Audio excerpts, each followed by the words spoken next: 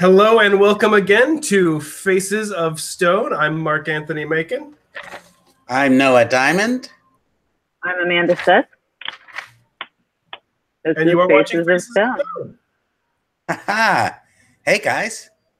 So today we are discussing episodes 3 and 4 of the revival of Season 5 of Arrested Development. Last week we discussed kind of an overview of the new season and the first 2 episodes. So today we're going for 3 and 4. Do either of you have anything you want to start off with? You want to talk any overview stuff first, or do you want to dive into episode 3, or what? Let's go right into episode 3. Let's go into our notes. What do we have? My first note for episode 3, which is entitled "Everyone Gets Atrophy," which is a very clever title and very Arrested Development-esque. My first note is that this episode picks up right after the end of episode 2, which is Michael arriving in Lucille 2's apartment to discover most of his family waiting for him. My second note is Tobias' pink mustache. Somebody want to run with that? I do want to say the pink mustache, it disturbs me on a visceral level. I'm sure that's part of the intention, but I really dislike looking at that pink mustache. With a passion I'm a little loath to admit, but it's a strong passion against the mustache. It's like you're Katy Perry. I don't understand that reference, but who's Katy Perry? To me, that's what. Oh my God, you're so lucky that you don't know. We're not even going to discuss it. The pink mustache, what's hilarious about it is that he says, I thought your skin tone was different. So he's trying to match Michael's skin tone, but he's not trying to match his own skin tone to hide it. And rather than match Michael's and shave it off. Instead of shaving it off, he dyes it. But even then, he dyes it Michael's skin tone. Yes. Which is hot pink, of course. Well, first of all, he can't shave it off because then he would be that much closer to nude, and you never know. Speaking of which, I am wearing my Never Nude cutoff today. It's just awkward to try to show them to you, so I'm not going to do it. But I am wearing this today. We can imagine. The first note that I have written down here actually is something that I plan to say at the next possible opportunity, which is "Cry me a blizzard, snowflake." I was too. Screw you, Marc-Anthony. That's exactly what I was going to say first. Because when you said everyone gets the atrophy, I thought, okay, you get to say it now, and then it wasn't time again. Yeah, it was a good line. It was a really good line. Blizzard, snowflake. Do you guys think that Tobias' pink mustache look is more or less successful with the pink sideburns, which he later adds? Yeah, I think the sideburns just adds another layer to it. Although it's at least some balance. At least there's some structural aesthetic balance on his face with the sideburns matching.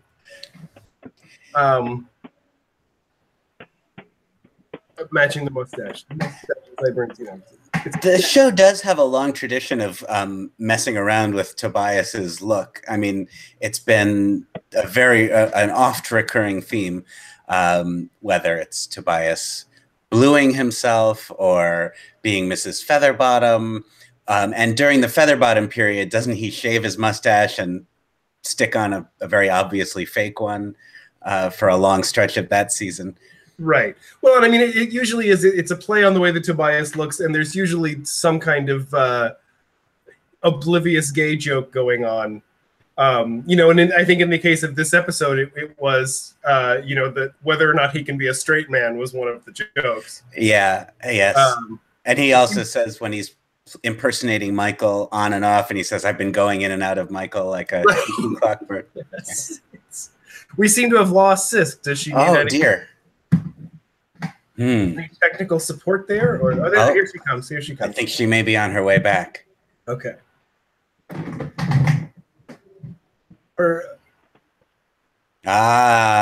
Welcome back. And another thing about Amanda. I didn't like what you were saying, so I left. But you do have a wonderful top on tonight. It looks delightful. Thank you. Thank you. It's got eyes and things on it. I'm channeling my Ringwald, my inner Ringwald.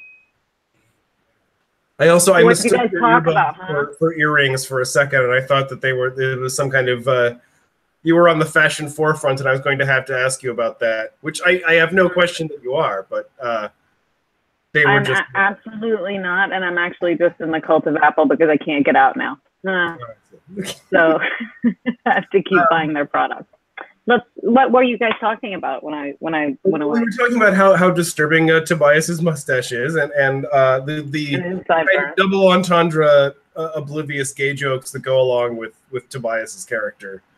But continuing the season trend, those gay jokes are now more likely to be Job's territory, and it's connected with... even to the point where Tobias reacts to something that Job says about, well, she's my beard now. And Tobias goes, what is that? And it's the first time that Tobias can do that. When Tobias does that to you, you said something weird. Yes, and Job talks about Tony Wonder's pink beard that is in the shape of a W. Right. And he says his beard tickled him. His beard tickled me, yes. Yes. But yeah, I mean, obviously there is a comparison being drawn here between, the mustaches seem to relate to the same basic kind of joke going on there. And the first time that I saw this, I remember seeing what's her name? Job's beard. Oh, her last name is Beard. What is her last name? Is Beard, but I forget what her first name is. But the first time that I saw her there sitting on the couch, I just remember thinking, who the fuck is that? That's what everybody was thinking. Yeah, but I mean, the host of OC, Can You Say? Tips, teeth, public affairs, ass. Some great title. But I mean, like she's got this neck brace and she's wearing. Yeah, what the fuck is that about? That's the thing. I assume we'll get a flashback at some point that explains what's going on with that. But I mean, she looks so out of place, which is impressive in and of itself, considering how ludicrously eclectic this group of people is that has been thrown into this room together. And then the fact that there can even be someone in there that you would instinctually say, "Who the fuck is that? What are they doing there?" is great. But the way that she's further explained is lots of fun too. The character is named. What? She's totally happy with herself. She's really happy with herself. She has no thing like, oh, I'm stupid, or nothing like, oh, I'm ugly, or what. She thinks she's hilarious and smart and cute. It's really nice. That's what I like the most about her. The character is named Joni Beard, and the actress is Lauren Weidman. Okay. Well, she has great posture. W-I-E-D. She's fantastic posture. She does have excellent posture. I also just want to I didn't notice the first time I saw this episode. We BBCOC. It's also a great name. Yeah. Who is that? In We Britain, the news channel is. It's BBCOC. Got it. And so we set up Lindsay's congressional race a little bit more in this scene. And I think the next significant scene is between Lindsay and George Sr. In Mexico, which is a nice scene. Rewatching this episode today, though, I suddenly got a feeling that maybe this is Oscar she's talking to. I thought that was Oscar, yeah. He's wearing. She thinks it's George Sr. She does, yeah. But it's Oscar, and that's why he's being a somewhat of a decent person. I thought that might be the estrogen thing, but he's wearing different glasses, and this scene seems to be taking place while George Sr. should be with Job, elsewhere in Mexico. And Oscar, we're not hearing a lot about Oscar. Yet. Right, where's Oscar? Right. So he's obviously doing some of the things that we think George is doing. But now that George is in this meeker mode, it's harder than ever to know who you're dealing with. He didn't seem hormonal and upset. He just seemed decent. Yeah. Mm-hmm. Whereas George seems like a mess. Right. Yeah, so that's a nice scene between Lindsay and, let's say, probably Oscar, during which Lucille calls to tell her that she has to run for office. And that she Lucille's the one that gets them all back together, which is interesting. Yeah. And I think also this goes into what I believe, Noah, you were saying last week, that this is one instance where it shows that Tobias does kind of know what he's doing, or at least, he's able to do something that has a positive effect, in that he's there telling Lucille, just tell your daughter you need her. That's all she needs to hear. He's a good psychiatrist. We talked about that last week. He's good. And it's just too bad. I think that's what we're supposed to see over and over and over again, is it's just too bad. Yeah. And he wants everybody to be an actor. Poor frickin' Murphy Brown. But anyway, we can get to that. I recently saw his something written about the show, and I hadn't thought about the fact that when he said his first name was Murphy Brown, that meant it was one word. Yeah. Murphy Brown. It's a lot like that'd be George a really Michael. funny name for an animal. Yes, yeah. I mean, it's clearly a play on George Michael, and just taking it a step further. That said, I'm really happy to hear that there actually is a new incarnation of Murphy Brown coming out. From what I've heard. Yeah, that seems well timed. Really? Yeah. Numerous ways. Yeah. Candice Bergen will be reprising her role, and for years and years I've wanted to rewatch that show. I've only seen it when it was originally on the air, and I was, probably in my early teens at that time. And it was something that I really liked, but I would imagine I would get more out of it now. So the old episodes aren't really available from what I can find. It was a huge cultural touchstone, partly because of Dan Quayle's criticism of Murphy Brown being a single mother. But I also distinctly remember an episode of Murphy Brown in which Murphy leads some of her colleagues into her office, and there's a gigantic gold letter T on her desk. And she's snickering about, wait till Donald and Marla wake up on the top floor of Rump Tower. I am ready to make this story public now.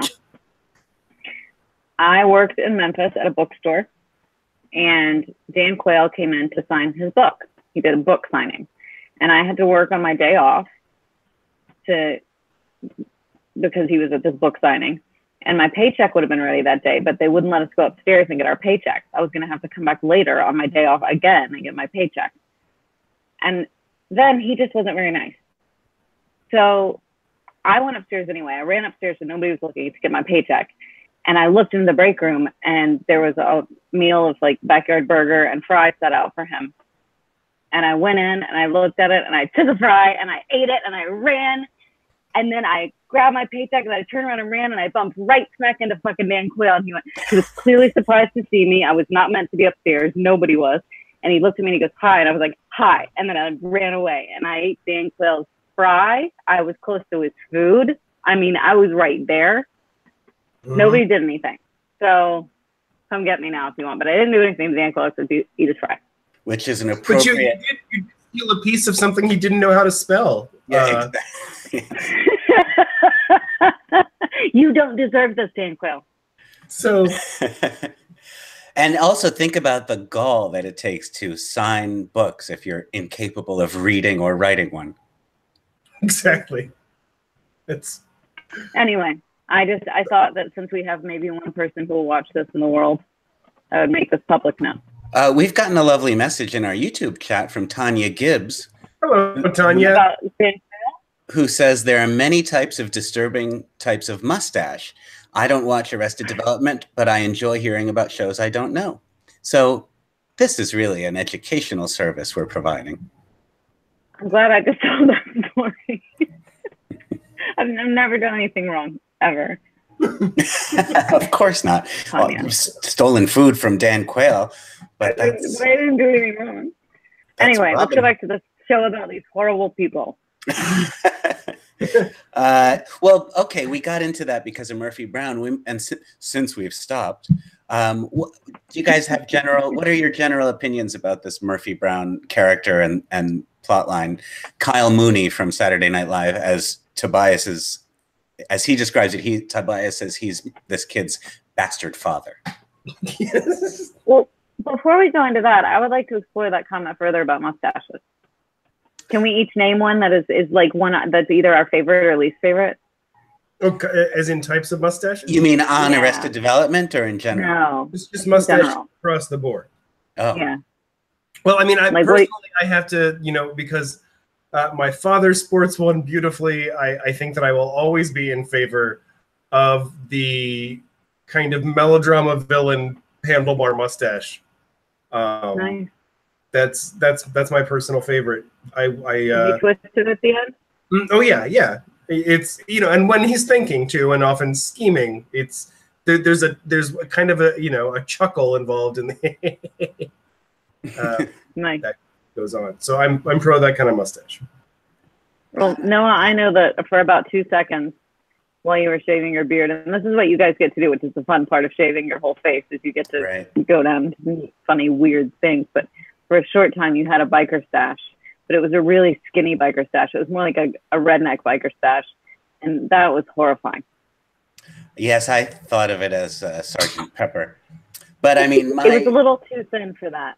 Yeah, it would be. But, talking about a mustache with the opposite problem, the one closest to my heart, of course, has to do with my long association with the role of Groucho Marx and the many hours that I've spent with a big rectangular black grease paint mustache, which nobody looks bad in that. I certainly did not. I looked more like Groucho than you did. Anyway, so I just wanted to tip my hat to the mushrooms. I mean, the mushrooms. The mustache. Oh, don't tell everyone about that. I also took Dan Girl's mushroom. So Tanya says that she likes the Van Dyke, which is a classic mustache to be sure. I'm pro the Van Dyke. When I see fanciful, elaborate, real mustaches grown on the faces of real humans, it's a combination. I'm always impressed, not just with the physical structure itself, but with you really commit to having that on your face when you go out with distinctive facial hair. You think, when I'm like hanging out with my friends, I'll look like my eccentric self. But, then you're like at the DMV or something, and you're the guy online with this very artistic mustache. It takes a lot of guts. If you're at the DMV, you might be getting your picture made. Indeed. Yeah, I don't know. I'm a little confused there. What's the problem with the DMV? Oh, I just mean, actually. What's the problem with the DMV? Did you just ask that? Does the DMV harass you because of your mustache? No, not specifically the DMV, but the style choices that one might make, in one's comfort zone, they feel different when you're just out in the world attending to the practical business of your life. But I mean, Marc-Anthony, the only one with a mustache? Is what? Tobias the only one with a mustache? On this show? Well, Murphy Brown has a mustache. And Parmesan. Gene Parmesan has a mustache. And I think George Michael has had some fuzz up there. Oh, in the fourth season when he was in Spain. Mm-hmm.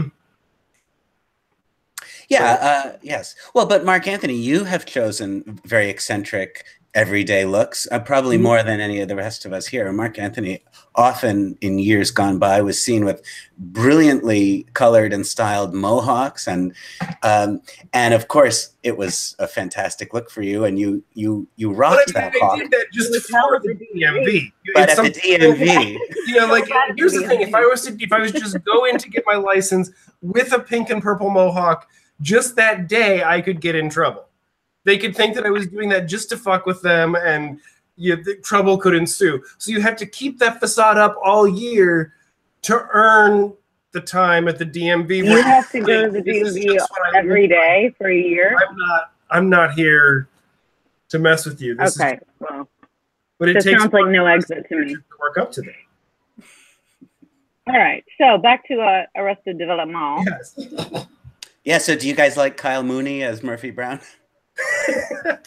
Again, I find it a very uncomfortable thing that's happening there. And it sucks because David Cross is so funny, but he always gets paired up in these weird things that make him just so unlikable you can't even laugh at him anymore. Yeah, you're thinking of the Debris plotline in season 4. Yeah. I don't know. I think I find this just more than I do uncomfortable. I think as it goes on, maybe after this episodes we're going to talk about tonight, it does the Tobias Murphy Brown relationship does achieve a few nice moments when they go to Mexico. But yeah, it's a little bit in general. I think you talked about this last week, Marc-Anthony. There is a sense of like groping for something for Tobias to do this season so far. And I mean, I think that, it's acknowledged. It's not like they just kind of didn't do anything with Tobias and then kind of left it at that. I mean, the fact that he is really trying to forcibly insert himself in any way possible into the family, kind of seems to be a wink to that. Like, we don't know what to do, we don't know any other way to bring him into this story.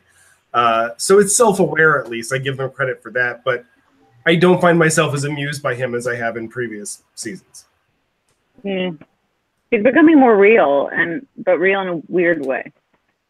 Like, he was very real, but he was an unreal guy. I think watching again this week, Amanda, like you were talking last week about how some serious shit has come up now. It's not just, ha ha ha, isn't this wacky? There's a bit of, this hits kind of close to home, and we are dealing with some real things that plague human beings at these times in their lives, and it is pretty serious. And I think Tobias is kind of one of those. He's got a big crisis of what the hell am I supposed to do? I've defined myself with this family. That's so sad. I mean, it is. And he's, trying to find my place in the Bluth family, and he had no other place to be. Right. Which is really sad.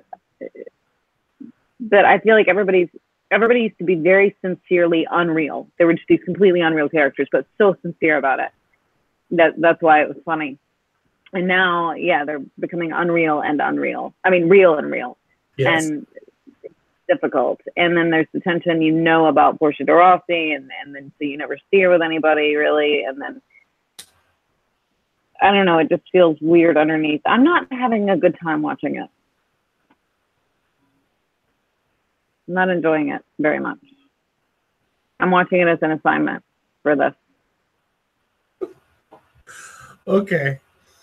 This is my homework right now. How are you? Did you guys like it? I mean, have you liked it overall? I liked it overall.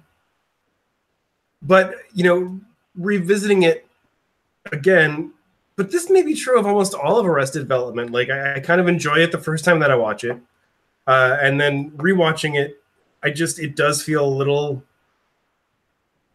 like it's lost something, and there is like kind of a homework element to watching it again. I think the original 3 seasons, I felt the opposite about, that it was fun the first time through, but it was on repeated viewings that I really appreciated how densely written it is, and all the numerous foreshadowings that are planted incredibly early, and the layers on top of layers, and the little hidden gags, some of which you can't even get unless you freeze frame and study things. In the original show, there were always things on the refrigerator that were hilarious, but you really had to stop it and find them. And I loved that about it. This season, I mean, I am enjoying it, but I can see that it is a somewhat diminished Arrested Development that we're getting now. I think the bitter taste of season 4 is gone, and I'm glad about that. But the structural brilliance of season 4 is also gone.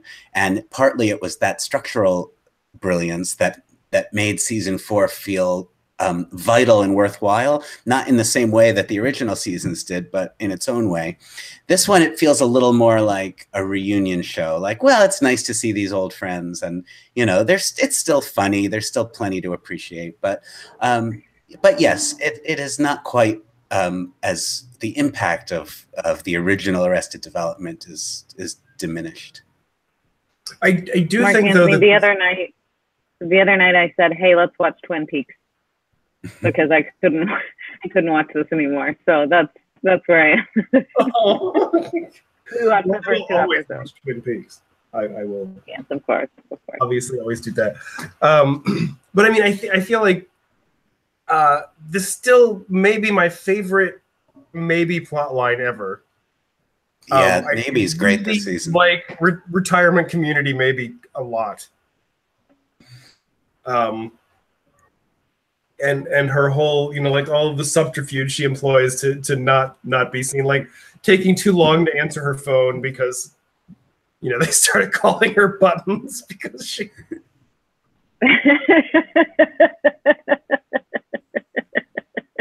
There's plenty of individual great moments.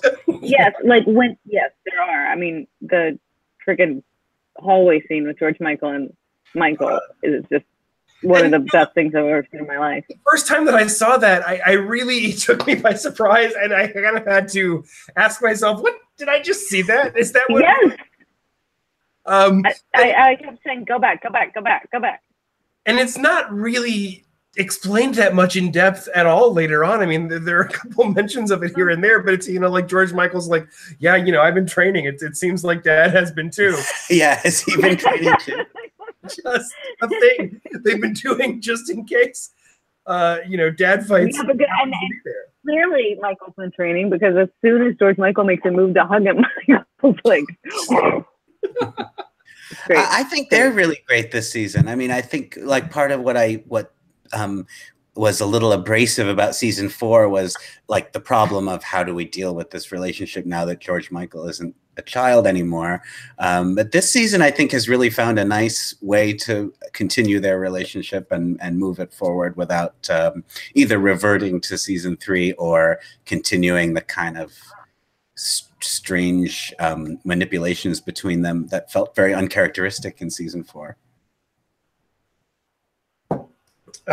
So we move. I think the next big stop on the episode 3 Express is perhaps our least favorite plot line, which is Job and George Sr. and We're Horny t-shirts in Mexico. I mean, those t-shirts alone, they seem so out of place in this show. They seem so out of place anywhere other than, perhaps a rest stop outside of Cincinnati. But I can't imagine any place where I would say I appreciate that the characters are wearing those t-shirts. If you were watching an episode of, I don't know, Everybody Loves Raymond and they were wearing them, that would be surprising and possibly interesting. But this is, it's a joke that they don't need. And like we said, that plot line is just, or that thread is so awkward. And when you're dealing with Arrested Development, you say this is the most awkward thread. It's got to be pretty effing awkward. Yeah. And then the next big thing is. Thankfully, it ends because Ma calls and needs him because they're starting the business again. Right. And so he runs off and says the line. What line does he say? Crimely a blizzard. Yes. Yeah, Crimey a blizzard. Snowflake. Yep. And then we get another little family scene. And there are some great Lucille moments here. I've never been less ashamed of her. And then. Oh my God! I said it. Did you hear me? Yeah. I feel like Lucille really. She's the star of this season, as far as I'm concerned. Absolutely. She is keeping everything afloat. She is completely on task with every line. She's just great. Yeah. She's the instigator. She's the provocateur. I mean, she's not sitting in the background like watching things and laughing and fixing it when she has to, which has kind of been her MO before. But now she's just taking charge and she's doing it. Right. And it's great to see her have that kind of villainous agency. It's a lot of fun. Yeah. Then we get a George. Yeah. What did you just say? She knows what's next and she's going to get it done. Then we get a George Michael sequence and an on-screen title for it, which is Total Regression. George Michael in his childhood home, a moment we talked about last week. Oh my God, quicken! As he's going through all his things.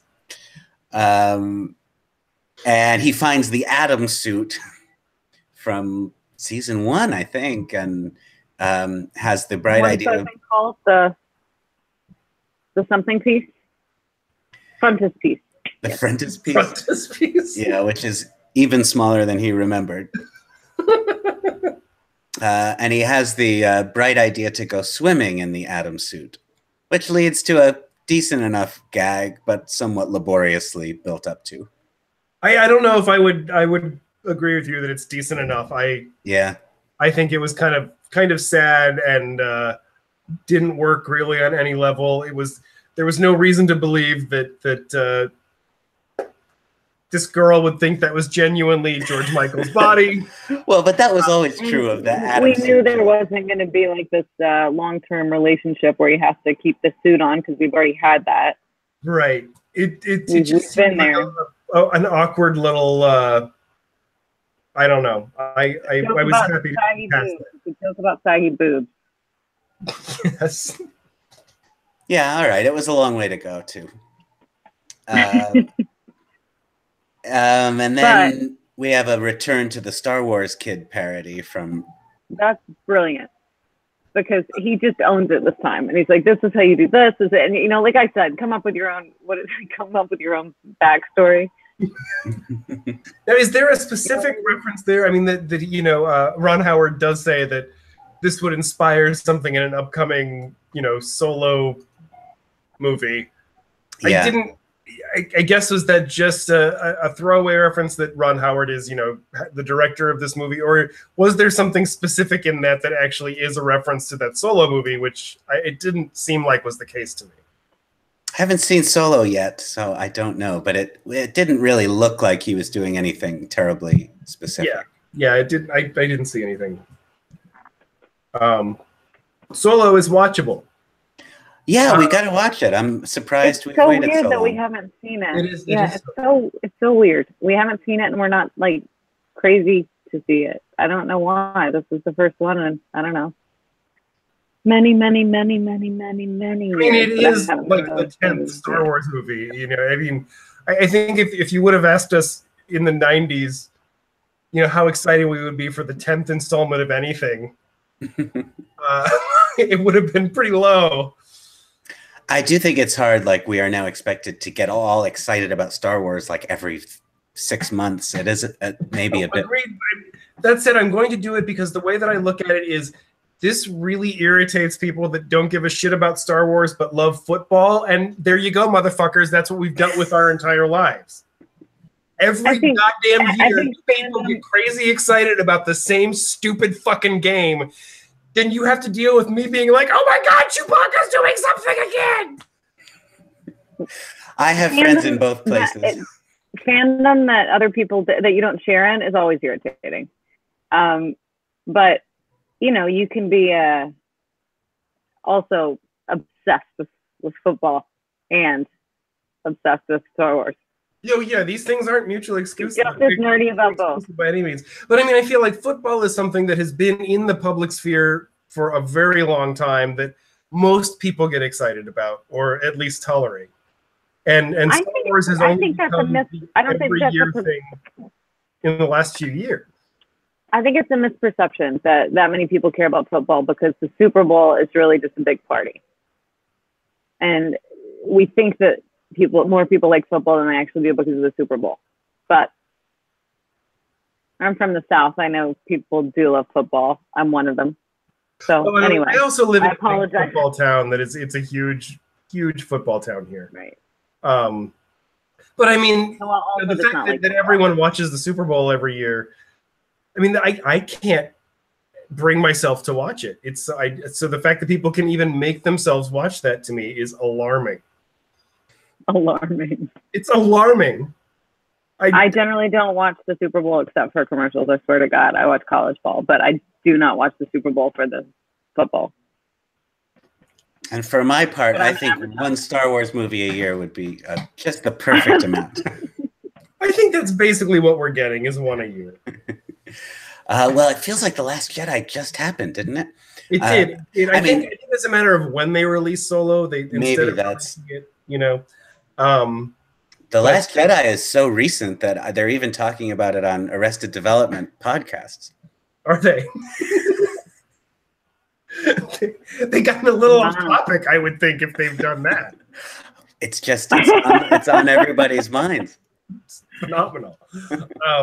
So George Michael finishes his Star Wars tutorial. Yes. And he's just burning himself on a cornballer when Maybe texts him. Mm-hmm. He goes to see her at the penthouse. There's a great one of these great maybe lines that this season keeps giving us is in this scene where he asks her about her gray wig, which he doesn't yet know is a wig. And she says, well, truthfully, I'll just tell you the truth. I love her. I also just to see the roof of a Rite Aid for some reason I find funnier than I initially did, because there's a tire on that roof. I didn't know about the view. Yeah, that's really good when the landlord says, you're doubling your rent just to have a view of the roof of a Rite Aid, and the narrator says, this was the first Job had heard about the view, and Job says, I'll take it. Yeah. In this, Boy, that's a big guy now. Yeah. Yeah. Like a really buff guy. Yeah. Did he? Is that for a role? Well, maybe the role of divorcee. Oh, yes, indeed. I know. I mean, he is doing a lot of voice work these days. And that that really pumps you up. When you're in the studio, you have to do a lot of squats. Yeah, that's right. There is a structural thing here. I mean, this season is taking place in 2015, I think, immediately after the events in season 4. Season 4 was interesting in that it took place in the present day, what was then the present day, more or less, rather than picking up after season 3, although it did fill in a lot of the chronology that was missing. There is something about this season. I mean, it's taking place a few years ago. And for that reason, perhaps the physical changes in the actors are more apparent than they might be, because it's actually been 5 years since season 4 in our own world. Well, a day to us could be very different than a day to God. That is true. And the same is true of Job. That is true. The stuff with Tobias falling off the chair every time someone gets up is good. That's great. I love it. I love it. It's perfectly slapstick and simple, and it's great. Yeah. It's very Tobias, too. It's not just like thrown in there. Tobias, the way he crawls off of things and always falls onto things. He tries to do the theatrical rolls on it. I mean, it's so funny. He's always getting hurt. And yes, that is great and very true to form. Is there a little moment where George Michael refers to Michael as his Darth? I heard that too. Yeah. I thought I was just hearing things, but I guess not. No. And he is his father. Yeah. Yeah. It's just, it flies by. It's not a gag. He finds out his enemy is his father. Yes, indeed. There's also great Tobias stuff here with him like playing Michael behind Michael. And he's in his Michael costume, and he's sort of mimicking everything Michael does. Not huge, but amusing. And then we get that hallway scene with Michael and George Michael, which is hilarious, stunning. It's so stunning, and they don't touch each other because they can't, because then they would be hitting each other, Right. So it's beautiful. It's beautifully done. Absolutely beautifully done. I also love the Ciao Bella stuff. Yeah. Ciao Bella. I dig that. It's the look after that thing when they just stop and look at each other and they're in the same positions they were when it's just amazing. I know he's been practicing too. So good. Yeah, I mean, those are the little moments that have been keeping me with this season, and ultimately there's enough of them that I've been enjoying it. Like I can't quite say that it's a complete return to form for this show, but the old sort of jolly spirit is behind it again, and that is, I can't think of another show that would have given us that moment and in which it would have been such an acceptable surprise. Yes. Acceptable surprise. Yeah. Except for Everybody Loves Raymond, of course. Mm-hmm. Everybody Loves Raymond. If it had happened there, it would have been absolutely fine. It would have been in a way, it would have been 1,000 times more surreal if it happened in that kind of sitcom. Oh, but it is funny. I mean, not to bring up yet another show for us to talk about, but we've recently spent a lot of time watching Cobra Kai. Cobra Kai. And this defensive moment in the hallway with Michael and George Michael is, if you've just been steeped in Cobra Kai for a couple of weeks, it does feel very of a piece. I do need to I've watched the free episodes of Cobra Kai. I haven't yet gotten my temporary subscription to binge watch the rest of it for free.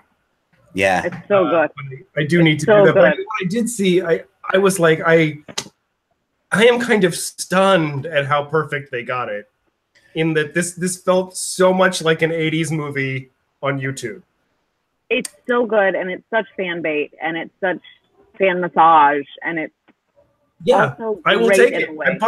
Just keep it coming, guys. This is great. But it's also really good.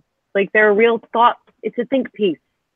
And it's not a think piece. It's a unusual and clever way to come from it. You know, like I wouldn't have taken it from the perspective of what's his nuts. Johnny Lawrence. We feel like Johnny. And I mean, of course, you know, like the fact that you would even try to do a Karate Kid return without Pat Morita should be blasphemy, but it was done in such a way that it works really well. Although when the first Jaden Smith or whatever, that was terrible. Well, first of all, that wasn't even karate. Let's start with that. Mm-hmm. You know, this is a different art form from a different country, but fuck, let's just call it Karate Kid. Same thing. Yeah. Well, there is, as I'm sure you know, there is to be a second season of Cobra Kai, and maybe we will Faces of Stone it. Yeah, we could Faces of Stone some Kai. I think for our one viewer, and possibly all of the viewers who are going to come and watch us later, I'd like your point of view on something. Would it be cool? Not wouldn't it be, but would it be cool if somebody had like a big cool badass cobra tattooed here, and you were like, hey, that's a cool badass cobra, and the person was like, yeah, it's from the Karate Kid. So this is a viewer poll. Cool? Mm-hmm. Yeah. Would it be cool? You like that to happen? If there was a badass Cobra Kai tattoo, let's say on, I don't know, Amanda's arm. Mm-hmm. I think I'm going to just say that if Amanda were to expose that tattoo with pride and maybe only 10% irony, then I would think it's cool. But it would be so much less than 10% irony if I did it, because I want the damn thing. Maybe 5% at least, but if there's no irony at all, I'm not sold. I think that's horrible. If it's all irony, I think that's worse. But there needs to be a little bit of irony. Well, but what happens if you go to the DMV? It's a very good point, Marc-Anthony. It's a very good point. But I think there's already irony built into the fact that you're going to say, the point is to say, it's from Karate Kid. Oh. But yes. Anyway, so the rest of you can really all want on people that to think you're cool, tell them it's from DuckTales. So, well, after the moment in the hallway. Yeah, well, that brings us to episode 4 of season 5. We're just moving right along. Episode 4. First thing that I noticed this time that I just love is that the place where Maybe is staying is called the Spotted Palm. Yeah, I didn't think about that. And also, they asked George Michael if he's looking for his grandparents. He's like, no, I have enough. Yes. No. I mean, feeling no. The episode is called An Old Start, which is a play on a new start or Ain't a start. Mm-hmm.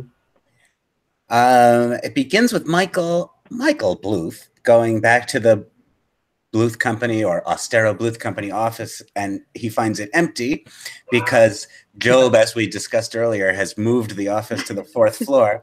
And there's some pretty funny stuff here about this office used to be a 2-hour teeth, which was driven out of business by 90-minute And then tooth. Our Mouth. Our Mouth. Our Mouth is just moved it across the street, and those 90-minute guys are shitting themselves. Yeah. Yeah, that stuff is all very good. And then we meet the Austero Company compliance officer, who it seems like we're about to meet a really great new supporting character here along the lines of Lieutenant Toddler from previous episodes and future ones.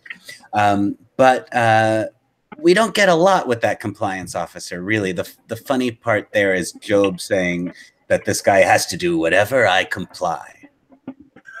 Well, and his name, too. His name is a joke on compliance as well. Oh, well, I didn't catch what it was. His name. I forget what his name is now. Did I write it down? It's okay, I wonder if we can find it. If I can find it if I Google. You might be able to find it if you Google. I might be able to find it if I Google. Let's see. Compliance officer, Arrested Development.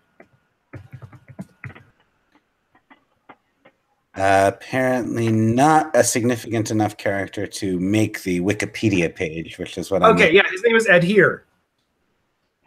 Adhere. All right. Yeah, maybe we'll see more of him and get what would seem to be a rich with comic potential. The Bluth Company compliance officer.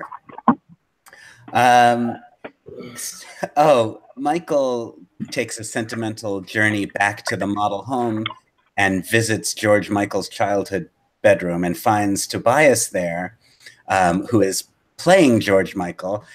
Tobias is wearing a banana stand shirt, and in a callback to one of my favorite Arrested Development jokes ever, he's also wearing a mock trial with Jay Reinhold hat. And that truly is one of Noah's favorite jokes whatsoever. He will still to this day laugh and laugh and laugh and laugh about mock trial with Jay Reinhold. I love that. Also known as Mr. Reinhold's courtroom. And yeah, I mean, it is true to a large extent. And this has kind of been going on since at least the 3rd season.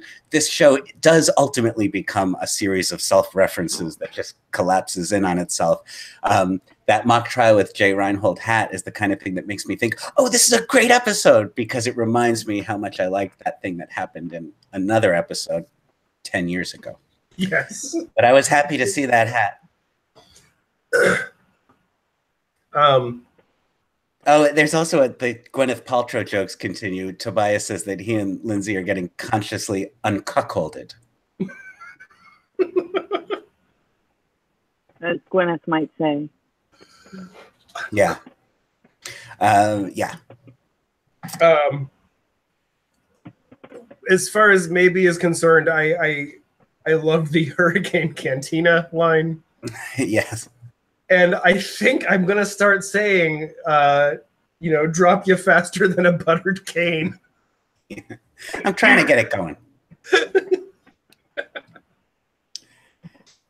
Yeah, her old lady character is delightful, and all of those scenes are at least amusing for her characterization. And it is also great when she's kind of on her way to this Annette Austero character. We see her dressed as Mrs. Featherbottom, looking in the mirror, and she says, "I'm turning into my father." That's a great. That's a moment when every young woman realizes, "I'm turning into my father." That's an example of taking a running gag from the whole series and building on it in an interesting way, and finding new laughs in an old joke. Right. Speaking of gags that have been going through this whole season, where is Louise Austero? Ominous music cues. Yes. Yes, and everybody looking at each other. It's like everybody except for Michael knows. Yeah, because they're all. And the thing that my favorite in this episode was the swans. We also see the swans' reaction. You see these swans on the back. It's hilarious. It reminds me of, there's been a lot of bird stuff on this show, the ostriches in the 4th season, and other things too, right? There's been a lot of birds on this show. The vultures in Sun Valley, also in the 4th season. I have breaking news. We have a comment from Tanya Gibbs again, who says Cobra Kai tattoo sounds fun. So there's an upvote. Yeah. It's a vote for. 1-4. 1 semi. I mean, Mark, you just have to take it with a grain of salt and irony, I think. Thank you, Tanya. And irony together. I mean, I think that's what's important. It's like sweet and sour. They complement each other well. I think it's about love and harmony and whether this tattoo will benefit the world, and I'm quite sure it will. I thought it was about showing no mercy. Oh gosh, strike first, strike hard, no mercy, and love everybody, love each other. Those are my philosophy. That's my philosophy. Keep the leg, then hug the body. Like all philosophies, it's complex. So that's all the notes that I have, though, on this next episode. I stopped at drop you like a buttered cane. I guess the final leg of the episode is Michael scuba diving to the beach cottage where Tracy died before the 1st season, and he's under the impression that the family sold it out of sensitivity toward his loss, but he learns that they didn't do that. They just kept the secret from him when his mother answers the door, amusingly cued by the narrator. It's something about Michael looking mortality in the face, and the door opens, and it's Lucille Bluth, and there's a decent scene between the two of them. And Tobias and Murphy Brown also turn out to be on the premises, much to everyone's irritation. And then Job in the trophy store. Right. Job buys the trophies. He gets all the trophies. Mother effer. Immediately after being warned by the trophy store owner that it's a terrible business. Yeah, and he refers he's also to the person that got the 4th floor. Yes, and he refers to the trophy store owner as "you old trophy cobbler." Cobble me a trophy. You old trophy cobbler. And then Michael and George Sr. in George Michael's room, and it's another George Sr. sort of. Rewind just 1 second, though. In the cabin, I love what's on the walls there. Not just the rules are hang up towels and don't tell Michael, but there's also a of we forget but we don't forgive. And a few other great little nooks and crannies on the background in that environment. So yeah, but anyway, so moving on to we forget but we don't forgive. That's a great Bluthism, and I think it's new this season, right? That's not a.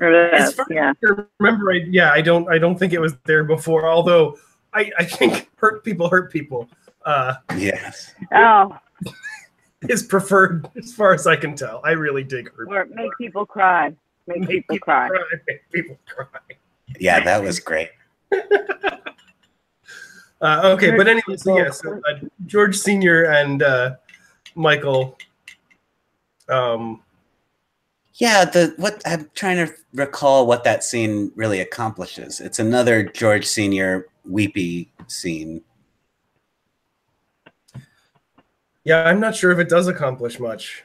Yeah, and then I think it's supposed to bring it all circling back to every time Michael walks into that room, he finds somebody else, and it's a relationship between father and son somehow. Mm. But it just doesn't play. It doesn't work like a lot of this season, I think. And then Lucille at the beach cottage with her new, I guess, romantic interest, Dusty, the beach hippie, played by Dermot Mulroney. This feels like another thing. When he's introduced, it seems kind of rich with comic potential, Lucille and this character. Maybe it'll pay off in an episode yet to be seen. I mean, there is a little bit there that I feel works kind of well in that it seems like what excites her about him is that he's an asshole. You know, it's this kind of, I would like you to throw rocks at birds for me, please. You know, that kind of thing I found kind of, amusing in this sense. Yes. That he says, and she goes, what do you think you're doing? He says, I use them to keep people off the streets who don't belong here. And she seems so totally intrigued all of a sudden.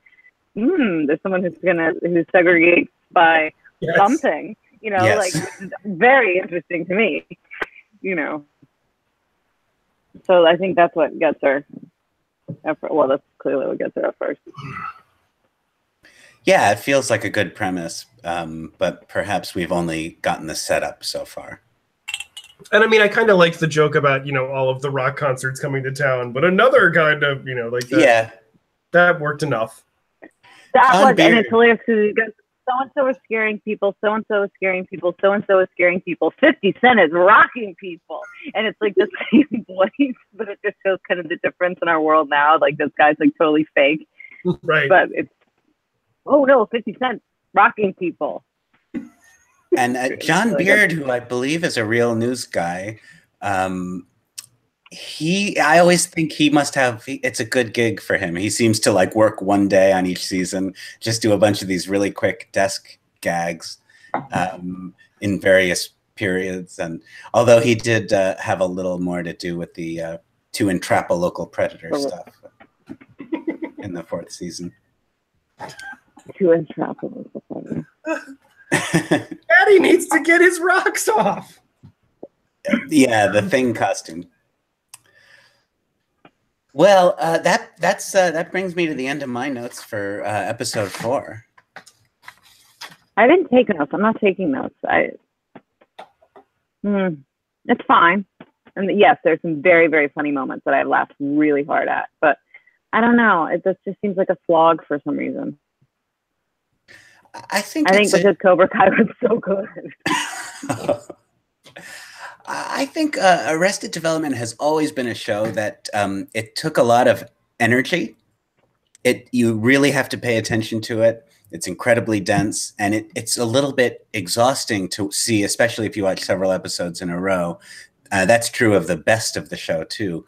The episodes or the seasons that feel a little below par are no less exhausting. I mean, you still really have to pay attention, and it's still very dense, and it's effortful to keep up with it. And if you're not breathlessly hysterical with laughter, it does feel like hard work. And you want to feel like a lot of payoff for that kind of hard work viewership. And in the case of this show, the payoff is just gut laughs, of which, there are some, but I suppose if there were more, we would feel a little, maybe more positive about this season.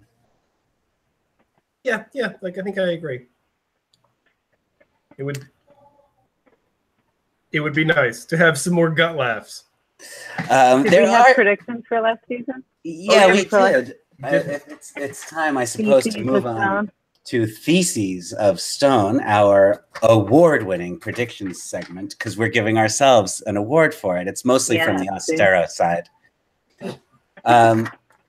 Last week, now we did these predictions in an interesting way last week, because Marc-Anthony at that time had seen all 8 episodes currently available of the 5th season. But right now, as of now, I have not seen all 8. So good. Welcome back. Yeah, I don't.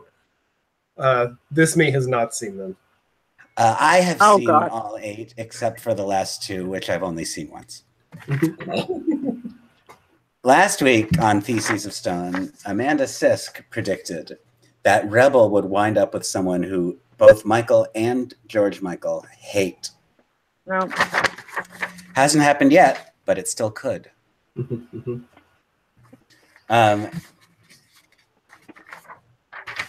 I predicted that Blah Blah Blah would face Lottie Dottie DA in court. That doesn't happen in the first 8. I somewhat doubt that it will now, actually. There seems to be, I don't remember what it was, but in an episode we haven't gotten to yet, isn't there a sort of snide Scott Baio remark in there? Yeah, I know. I think we may not see blah, blah, blah in the flesh, but it doesn't mean we won't hear about him or see a quotation from the blah, blah, blah, blah blog. Yes. Marc-Anthony made predictions about what would happen to Amanda and me in the past week. These, at least we can verify. So he predicted that Amanda would have an unusual and delightful encounter with an animal. Did you? Well, every day, and also I live with Noah. Okay. He's pretty delightful. Ah. Oh, you know what? I walked down the street and there was this woman and she was carrying a very small but very fat Pomeranian on its back and its legs were up in the air and it looked so happy that I had to stop her and I said, "Can I pet your Pomeranian?" And she said yes. So on the city streets in New York, I stopped a woman so I could touch her dog. So that was pretty intense. Okay. That's unusual and delightful. How did you know, Marc-Anthony? Just time travel. You see everything, don't you? And what about you, Noah? You predicted that I would taste a new flavor and be surprised to like it. I don't know. I don't think I did taste anything new this week. No, but you didn't taste anything new for the past 52 or 53 weeks. Probably. But I have a very adventurous palate, and I'm always interested in new flavors, especially if they swim around a lot before you eat them. Now, we also have 2 other predictions here. I see. Amanda and I also made predictions about you, Marc-Anthony, because it's only fair. What do you think? Sure. You can make predictions about us, and we're not going to make predictions about you? You can't stop. This is America. Okay, so Amanda predicted that Marc-Anthony would have tea 2 ways. And this is a completely accurate prediction. Normally, and in fact, it's kind of a unlikely prediction to come true. Usually I have tea 3 or 4 ways in a week. As it turned out this week, only 2.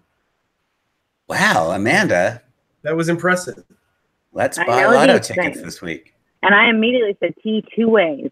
Mm-hmm. I just knew it. I knew you were only going to get to 2. For whatever reason. And I predicted that Marc-Anthony would have a chance encounter that leads to romance. Yeah.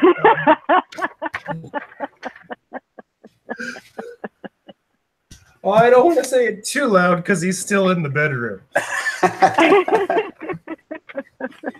But chance is there right now. Every week to Marc-Anthony. What can I say? I'm adorable. You are. Well, but really, it's also just like kind of a psychological thing. If people for 5 seconds are afraid you might be a skinhead and then find out you're not, they just have to like you more than they would have. Oh, that's brilliant. Yeah, it's just automatically you're already a step up. Mm-hmm. Good. So, do we want to make predictions this week about our own lives or Arrested Development? We can do both. I think we should do our own lives, but also maybe a random person's life, like Paul Ryan or Reese Witherspoon, or all right, anything is fair game. By all means. I don't hate. I care to get us started. Okay, well, Noah, I think that this week you will spend an hour in the rain when you don't want to be in the rain, but you have to be, or else feel like you have to be. The alternative is worse. Very likely. Marc-Anthony, I think that someone's going to interrupt you while you're doing the crossword. God damn it. I know. I just got chastised this morning for being annoyed by that. Anyway. Oh, no, it is absolutely, you're doing something. You're doing something. Mm-hmm. If you were reading a book, you're doing something. And for me, I predict that, because I'm going to make a prediction about myself, I predict that on Thursday, I'll have a banh mi sandwich.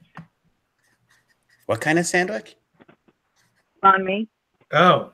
B-A-H. Bonding. I heard a bonding sandwich. I wasn't sure what that was. Banh mi. I am pro banh mi. That's and then lastly, for Paul Ryan, I hope that Paul Ryan, or no, I don't know, I think Paul Ryan is going to wear 2 different shoes to work. Okay. All right. I'm going to predict that Amanda will somehow stumble upon something that brings back a potent whiff of nostalgia. I don't know specifically what this will be, but something is going to bring you back to a specific time in your life. Noah is going to have a confusing celebrity encounter.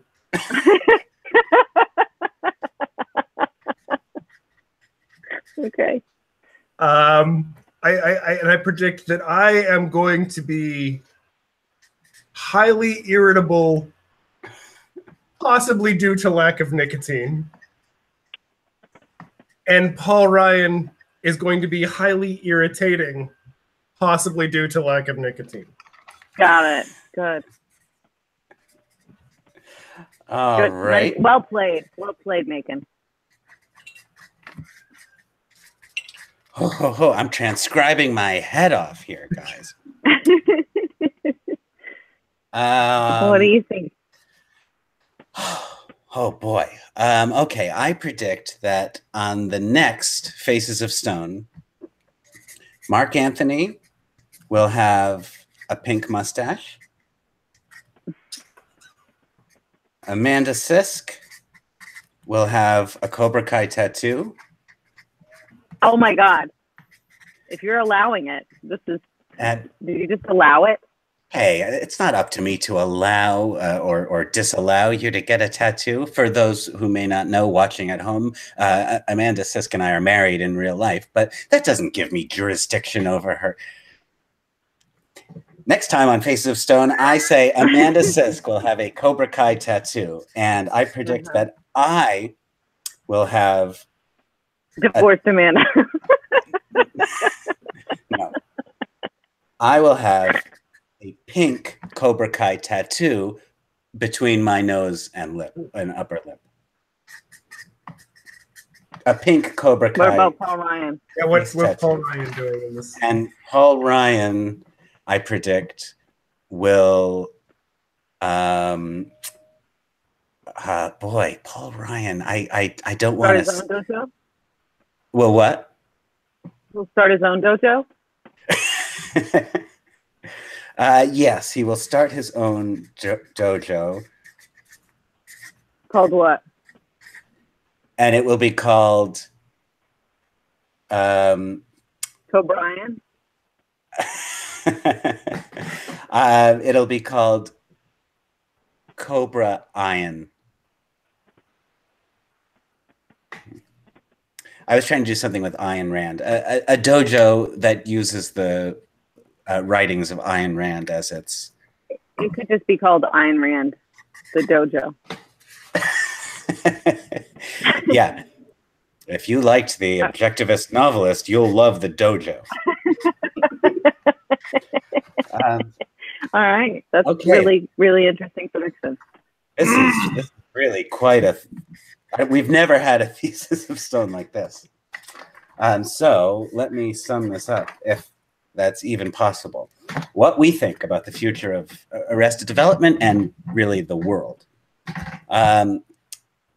Amanda predicts that I will spend an hour in the rain in the next week. She's probably right about that. She predicts that Marc-Anthony will be interrupted while doing a crossword. God damn it. What the hell kind of world is this? Mm. And Amanda predicts that she herself will have a banh mi sandwich, whatever that may be. That must be one of those new flavors that I'm not open to. She further predicts that Paul Ryan will wear 2 different shoes to work. What an asshole. He is an asshole. Marc-Anthony predicts that Amanda Sisk will stumble upon nostalgia in the next week. Something will jog her memory, and she will have a Proustian rush that brings her back to some time previous. He predicts that I will have a confusing celebrity encounter. Is there any other kind? And he predicts that he himself will be irritable in the next week, and it may be due to lack of nicotine. And he also makes the Paul Ryan prediction. Paul Ryan may also be irritable due to lack of nicotine. No. Paul Ryan may be irritating. Oh, irritating. You wrote irritating. I wrote it correctly, and then I said it incorrectly. Yeah, I just wanted to clarify for everyone out there. I don't want my predictions to be misrepresented. Yeah. Paul Ryan will be irritating because Marc-Anthony will be suffering from a lack of nicotine. Yeah. I predicted that on the next Faces of Stone, Marc-Anthony will have a pink mustache, that Amanda Sisk will have a Cobra Kai tattoo, and that I will have a pink Cobra Kai tattoo on my face. And Amanda predicted that I would predict that Paul Ryan would start his own dojo. And I think of all the Paul Ryan predictions that have passed through our lips this evening, I think the most likely is probably that he will be irritating, followed by that he may wear 2 different shoes. Although actually, maybe, isn't he like a CrossFit cultist? Maybe he will start a dojo. Maybe that's why he's leaving Congress. He could wear 2 different shoes, start a dojo, and be irritating. These things could all happen. I wonder if we can find any previous record. Is starting a dojo the next logical career move after you have destroyed the American economy? It's certainly got to be an option. Well, yeah. Okay, well. Oh, yes. It's that time. It does seem to be that time. See here, I've got my never nudes on. Woo! Boy, I'm really not as well prepared as I should be, considering. Oh my God, is that plastic? Yeah, I had to get one of my backups. A new set of GM 2020s? Yeah. This is actually even, yes. All right, though. Here we are. Okay. Well, it's always a pleasure, kids. From Faces of Stone. Night, night.